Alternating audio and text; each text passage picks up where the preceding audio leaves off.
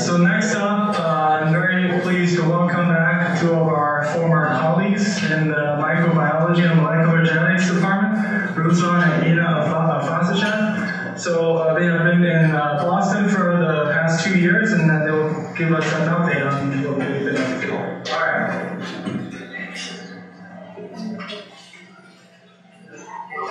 Thanks for the introduction.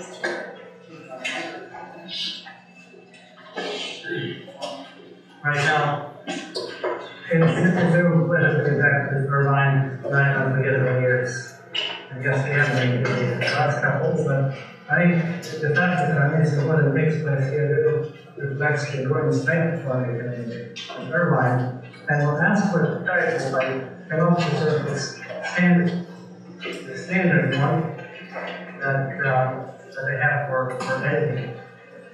But then I realized that there were a lot of people in this room who use the word guide RNA routinely and interested in small RNAs. So I think at the end of the day, what I'm going to tell is about is how to make a small RNA in a new way.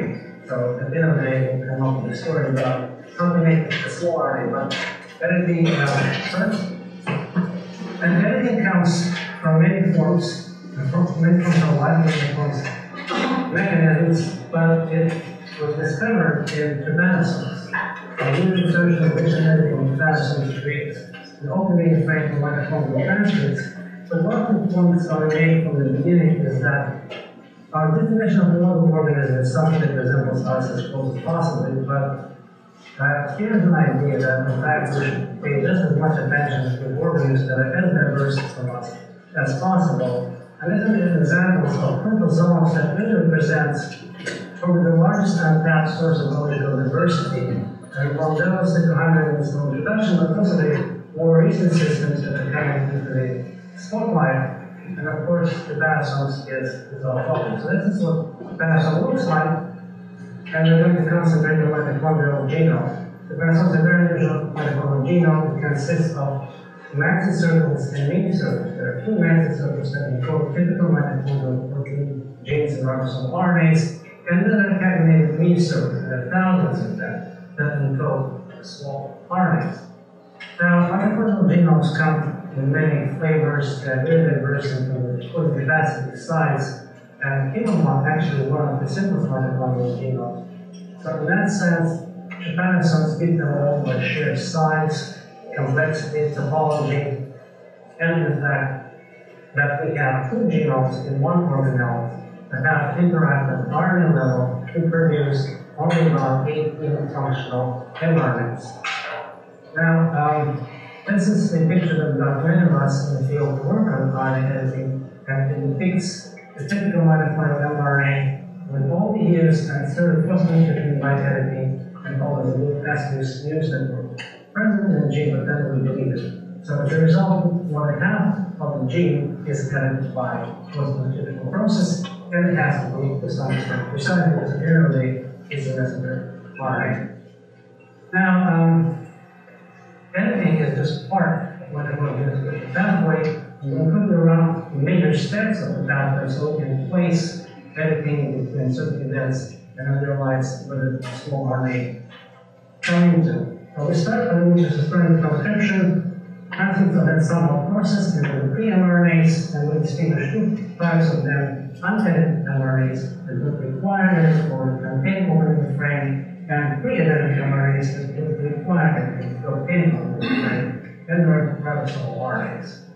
RNAs are then adenylated, undergo insertion deletion editing, and naturally enter the translation process. Ribosomal RNAs are also regulated. MicroRNAs, or guide RNAs, that we call them, come from mini circles. They are transcribed as multi-transcribed precursors. They are processed. They are again regulated. They are somewhat stabilized, and then they enter the insertion cascade. So what is very prominent in this slide is that the utilization plays a very prominent role in just about any aspect of mitochondrial expression, from being inserted into the mRNAs to being added to the from and ribosomal RNAs, mRNAs, and guide RNAs. So perhaps it is not quite surprisingly that the idea of RNA relation and first enzymes that do the process came from Afasizhev. A quick run through the scheme of events during the cascade. It starts with the guide RNA binding to the mRNA, and what we used to call anchor is now called C, but the point is because the 5' region of the guide RNA creates the binding site, and that two alternative structures that specify either the insertion or the deletion. The mRNA is the screen, and then adding the red C strand here means it creates a gap. The uridines are removed by the enzyme or feeding the uridines by the RNA editing permeable transferase or replicase, and then two mRNA fragments are religated to produce finally an mRNA that is complementary to the guide RNA if we allow for gene base pairing, and that actually is important because this is an alternative way of transferring information between two RNA molecules that does not rely on RNA polymerization. So there is no polymerase at any point that we take what's a base pair and introduce a proper nucleotide. The fidelity of editing depends on the delta of each step. And the process is accomplished by a large complex that we studied for a long time that contains all the enzymes, all structural proteins, it contains enzyme bases, specifically the division site, the insertion site, and so on. And this is not a fairly well understood process. What was not understood for a very long time is actually how is the small RNA made in mitochondria. Now here we're looking at the original small RNA, and by original I mean this is when small RNA biology started. When the guide RNA is discovered in hepatocytes, the idea of a small RNA binding to the larger mRNA by base pairing, and then recruiting protein complex or can as a part of the protein complex, and then making changes to this RNA, such as using pH, catalyzing new insertion deletion, and so on. This is where it comes from. And this guide RNA has some unusual features. It has a 5' triphosphate, which immediately tells us that this is a primary transcript. This is considered the start point. It has anchor region that binds to the created mRNA. It has a guiding region that provides genetic information. And it has protein constitution added on the tail. Now, the history of RNA research brought some highlights, such as the discovery of the first phthalate. And at the time, it seemed like a very particular phenomenon characteristic to hepatocytes. And now the relation has been shown to play really a major role in just about anything from mRNA stability, microRNA biogenesis, and so on. But this is where it comes from. And then discovered the guide RNA complex that stabilizes the guide RNA. But ultimately, when we arrived, is asking the question, how is guide RNA made? And I think that is going to highlight another principle which I believe will become rather common in the future, that is the coupling of 3' degradation with specific degradation pathway. If you think of degradation as a common mechanism to stabilize it, the degradation practically rejects the question, what does it do to the RNA? And here's an example, how your relation can benefit both RNA degradation and RNA processing. The story starts here with the observation that we made a long time ago that when we load down phthalates, this is RNAi time course, and we take time points to the northern, look at the guide RNA, what we see is the disappearance of the guide RNA and the accumulation of precursor, the long precursor. Now remember, the guide RNA comes from the 1 kb circle, right? The gene is there. And when the stability assay, we observe that when we knock down the different phthalates, that we block the transcription, what we see is the guide RNA leaves the table and becomes perfectly stable. So that immediately rules out YTL as a stability element, which is believed for a long time. And then finally we realize that the phthalates, the red phthalates that has YTL to the guide RNA exist as a large complex in itself.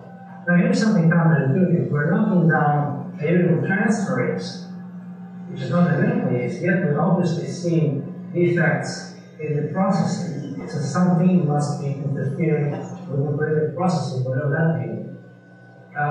The other approach that really led us some insight was the identification of components of the electron complex for the immunofilament purification of mass spectrometry. And what we found in this complex was again a surprise, was the ESS1 exonuclease, which is a 3' 5' exonuclease that is related to RP44 or other RNAs 2' 3' 5' exonucleases, which participate in many aspects of RNA degradation and processing in bacteria and eukaryotes. But in addition to the ESS1, we also found 3 huge proteins that have no models and were able to be on this wonderful complex with the RET1 and ESS1 involved in direct interaction, and that's from by other means. But the bottom line is here that we have a complex that has completely counterintuitive, two potentially competing activities. The one that adds various RNA and the one that degrades RNA.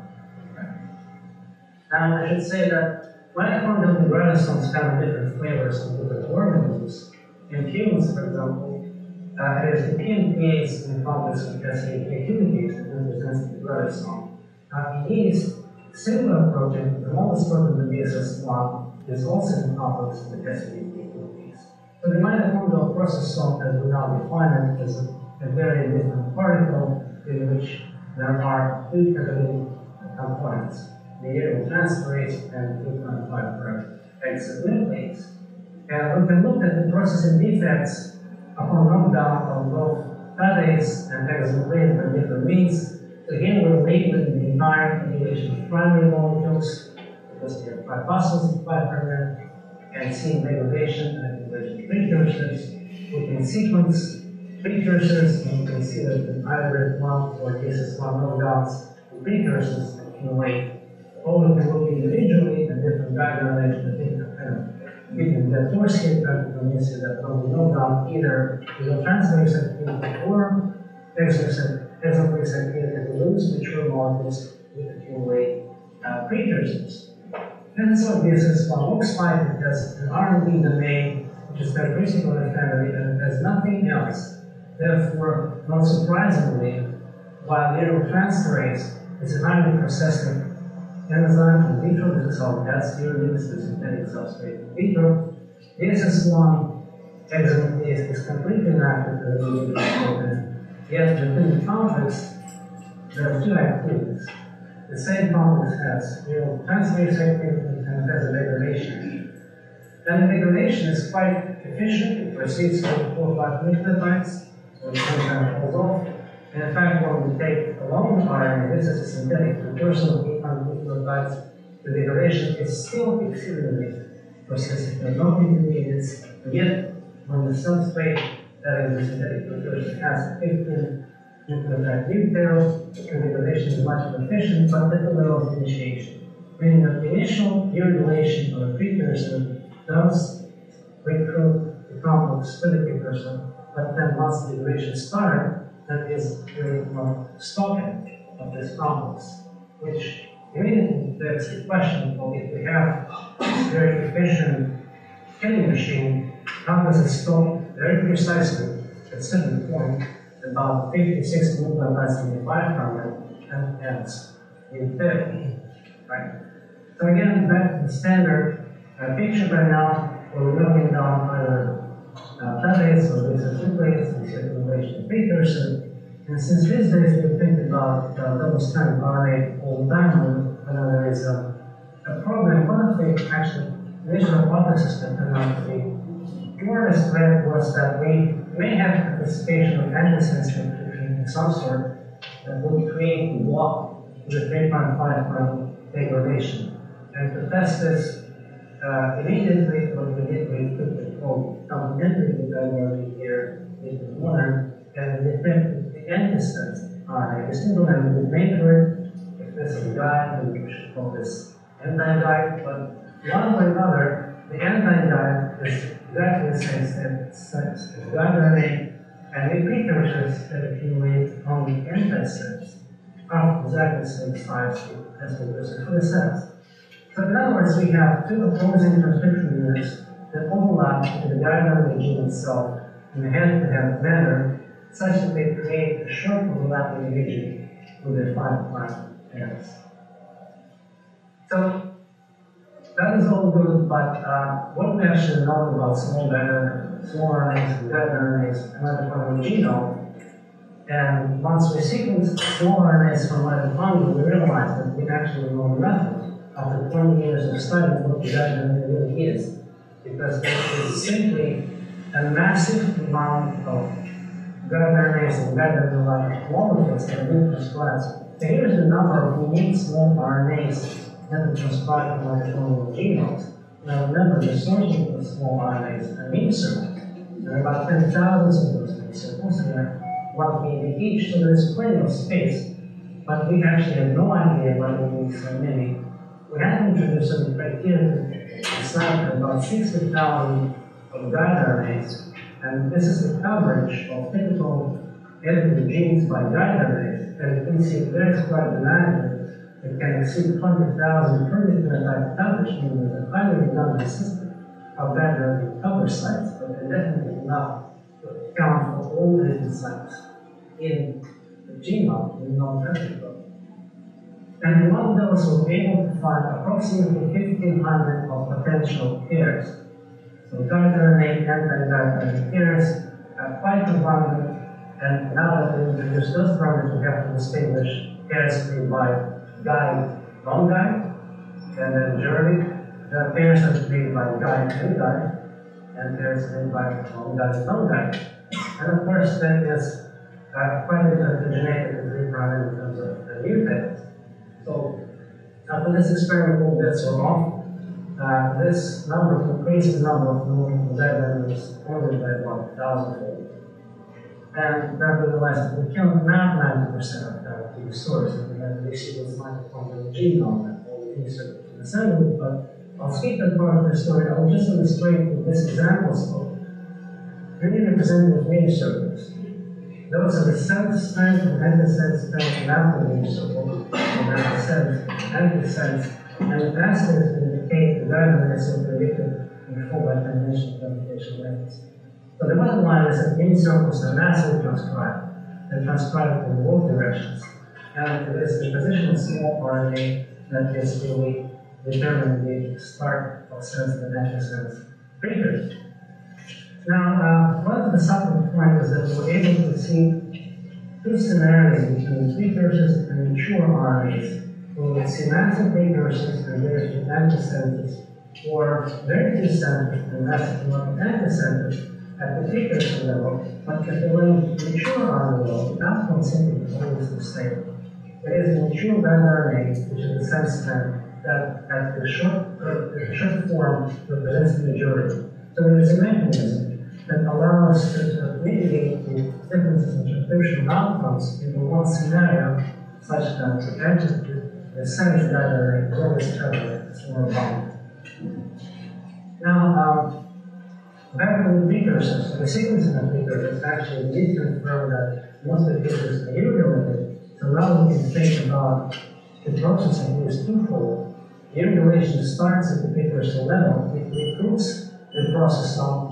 It then starts degrading the RNA until it hits the double-stranded region.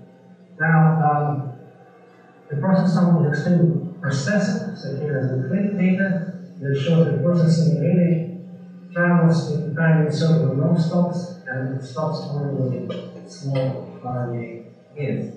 So how does it stop? Well, we found something interesting that actually it doesn't stop just by itself. It propels from any structure medium we can think about, and the degradation of RNA provides energy for unwinding without ATP holding. It's a balance of unwinding by the processome structural precursors, as long as it has the K prime to hang on to. Right? So a very interesting mechanism where the hydrolysis energy is sufficient to unwind those structures. And we've done from a number of substrates, only then to realize that there is a very specific threshold, about 55 calories per mole, that needs to exist for the processing to stop. Once you have this kind of substrate and this kind of threshold, then we detect a very specific blockade of the 3' derivation by the processome approximately 10 to 11 nucleotides upstream of the double-stranded region. So here's the model And the model is that we have antisense transcription units that overlap with their 5' ends. These precursors are initially irritated and met with its microprocessor, 3' process cell that is composed of the red one phthalates, hexanucleates, 3 other proteins. The processor travels by the processor until it hits the double stranded region of sufficient stability. The regulation then happens, and obviously at some point we have separation of strands. Remember, we actually have no idea how this works. But at the end of the day, I believe this is a new mechanism how to make this more correct. Now, I will just mention one thing as an introduction. The next step, the question that's immediately in your mind is, well, this is how the small RNAs are made from insulins. What about the mRNAs? How are those processed? And that's what Ian is going to tell you about. But I'll just give you a hint that it's nothing like that. Thank you very much.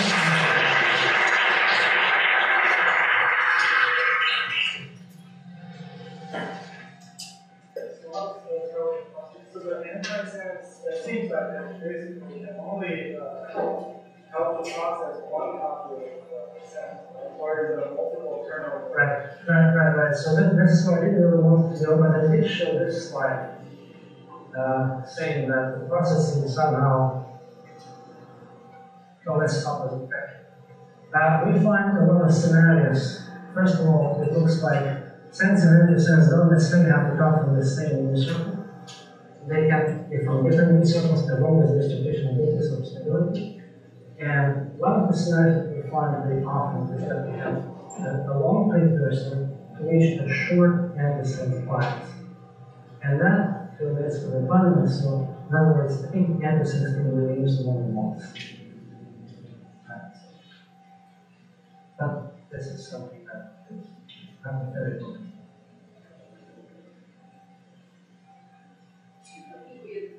If some of the immune circles are transcribed, if immune circles segregate according to which campus are transcribed. Ruslan, could you repeat the question? So the question is, we know if immune circles are segregated, understand, during the replication.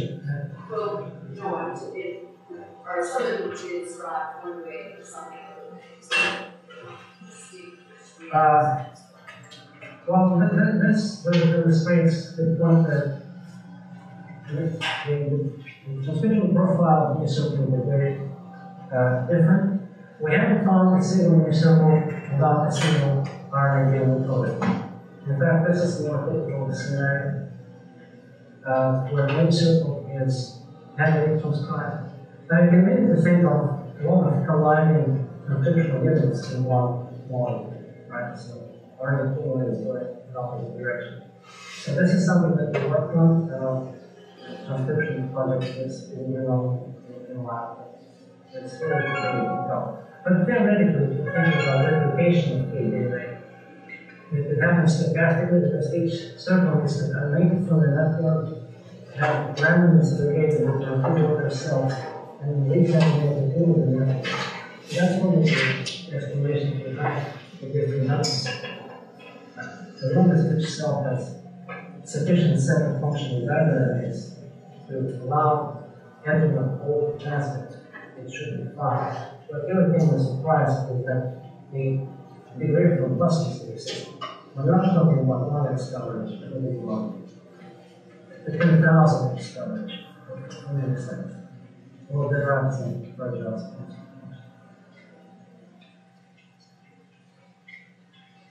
Very wild question, but is there what's known about what controls like one of the studies? Could be actually make or is that a relationship? Right. So control red one activity. So this is the recombinant protein engagement. Thousands of years can be done having processed it. Yet in vivo, it's 15 years plus minus 1 or 2. Very precise. I think the way it's controlled is mostly by Richard that the protein is being complex. Also that it's suboptimal magnesium in vivo.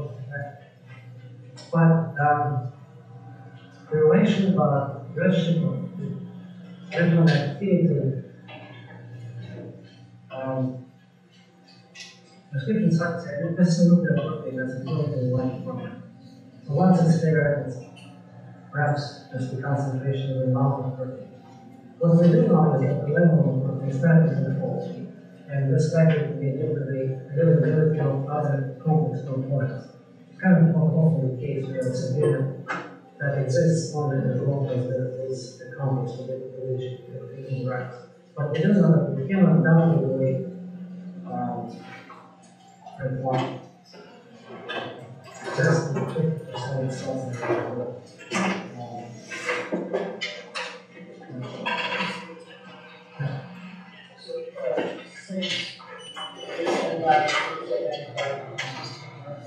So I'm wondering why you is selected as the handle of the activation of RNA. Well, I think it's a very ancient system. RNA is still is a very primordial enzyme, right? And the utilization actually is only found in eukaryotes. So we're looking at only one of the eukaryotes. But the analogous systems we do exist in the mammalian cells, in the skeletons, and all. But there is a couple of utilization, specific utilization enzyme I think is going to be very conservative to evolution. And in fact, participation of the utilization enzyme in terms of specific complex, I'm going to predict that it will be found in the system.